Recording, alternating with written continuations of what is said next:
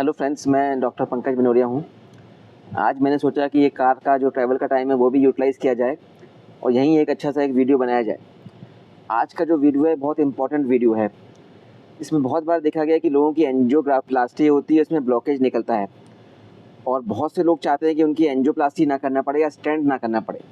आज मैं आपको एक नई टेक्निक बताऊँगा जिसके माध्यम से भले ही आपके एंजियोग्राफी में ब्लॉकेज निकले हैं, लेकिन पर आपको स्टेंट की ज़रूरत नहीं पड़ेगी। यह टेक्निक होती है FFR, फ्रैक्शनल फ्लो रिजर्व। देखिए, कई बार जब हम एंजियोग्राफी करते हैं तो उसमें 70-80% रुकावट आता है। तो अगर एंजियोग्राफी के माध्यम से देखें तो बहुत लोग एंजियोप्लास्टी का एडवाइस कर देते हैं, पर वाकई में उस पेशेंट को 70% रुकावट वाले को एंजियोप्लास्टी की ज़रूरत है कि नहीं, उसके लिए एक नई टेक्निक आई है FFR।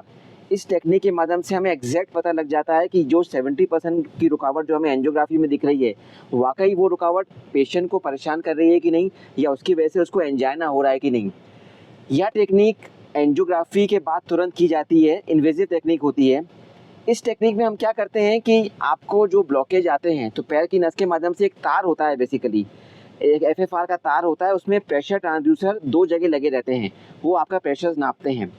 यह तार हम पैर के नस के माध्यम से जहां हार्ट के ब्लॉकेज होते हैं उसके ब्लॉकेज को क्रॉस करते हुए ब्लॉकेज के डिस्टल जाके उसको हम पाक कर देते हैं। फिर वह तार में जो प्रेशर ट्रांसड्यूसर लगा रहता है वो आपके ब्लॉकेज के डिस्टल का पार्ट को प्रेशर नापता है और ब्लॉकेज के पहले का पार्ट है हार्ट का, दोनों का प्रेशर नापता है। अब क्या होता है, जब अगर आपके ब्लॉकेज सिग्निफिकेंट है, मतलब वो ब्लॉकेज आपको दर्द का प्रोड्यूस कर रहे हैं, वाकई में सिग्निफिकेंट है, तो जो प्रेशर डिफरेंस होता है ब्लॉकेज के पहले का और ब्लॉकेज के बाद का, वह सिग्निफिकेंट हो जाता है। मतलब ब्लॉकेज का जो डिस्टल का प्रेशर है वो कम हो जाता है। तो जो डिफरेंस निकालते हैं वो डिफरेंस अगर सिग्निफिकेंट होता है तो मतलब ब्लॉकेज सिग्निफिकेंट है।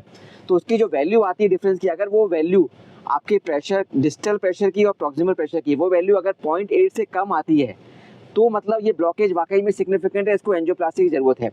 लेकिन अगर वो डिफरेंस ज़्यादा नहीं आता, मतलब 0.8 से ज़्यादा आता है, मतलब डिफरेंस ज़्यादा नहीं है प्रेशर का, तो मतलब कि ये पेशेंट को सिग्निफिकेंट ब्लॉकेज नहीं है, तो ये दवाई से भी हो सकता है।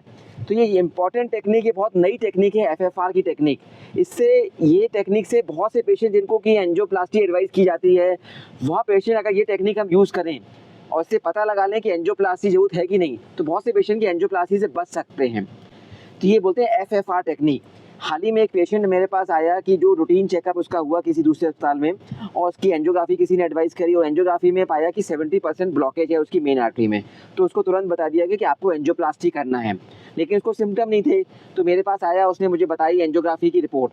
तो मैंने कहा उसको FFR की जाँच करके देख लेते हैं, इससे आपका हम प्रेशर नाप लेंगे, आपकी जो ब्लॉकेज है उसके डिस्टल का और ब्लॉकेज के पहले का, अगर उसमें डिफरेंस सिग्निफिकेंट आया तो हम आपकी एंजियोप्लास्टी करेंगे। तो हमने उसका FFR किया तो पाया कि जो उसका डिफरेंस FFR की वैल्यू 0.8 से ज़्यादा थी।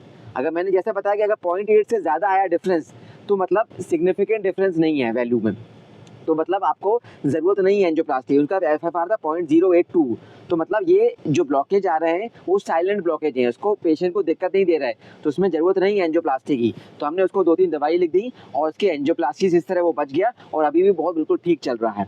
तो ये जाँच, जो FFR की जाँच, बहुत अच्छी जाँच है और ये भोपाल में मनोरिया हार्ट हॉस्पिटल में ही सबसे पहले चालू हुई थी और यहाँ ये टेक्निक काफ़ी हम 1-2 साल से कर रहे हैं और उससे काफ़ी पेशेंट को लाभ हो रहा है।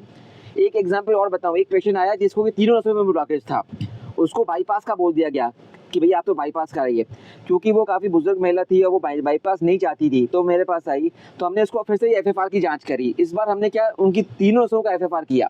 जब हमने तीनों नसों का FFR किया तो पाया कि उसमें एक ही नस का FFR 0.8 से कम था, मतलब एक ही नस सिग्निफिकेंट थी, बाकी 2 नस में ब्लॉकेज एंजियोग्राफी में ज़्यादा लग रहे थे लेकिन सही मायने में वो थे नहीं ब्लॉकेज। तो एक ही नस में ब्लॉकेज ज़्यादा पाया तो हमने क्या किया, सिंपल एक की एंजियोप्लास्टी कर दी और बाकी 2 नस को दवाई पे रख लिया। इस तरह से फ़ायदा क्या हुआ, उसको वो बाईपास से बच गई और सिंपल एंजियोप्लास्टी हो गई, तो बिना चीड़-फाड़ के उसका काम हो गया और उसको रिलीफ हो गया और वो अब इसका हार्ट बिल्कुल स्वस्थ हो गया।